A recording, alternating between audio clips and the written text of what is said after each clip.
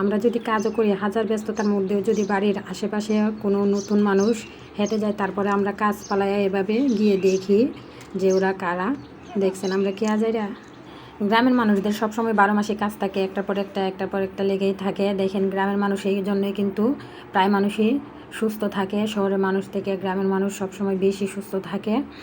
তারপরে এখানে হচ্ছে দেখেন সিমের বিচিগুলা ভালোভাবে শুকাইয়া একদম মচমিচা করে শুকাইয়া তারপরে এই হচ্ছে গাইলের মধ্যে দিয়া পাড়াইতেছে। দেখেন সাইড দিয়ে। আর আপনারা গাইলরে কী বলেন অবশ্যই কমেন্টে জানাবেন, আপনাদের আঞ্চলিক ভাষায় কী বলে। আমাদের আঞ্চলিক ভাষায় গাইল আর সাগাইট বলে।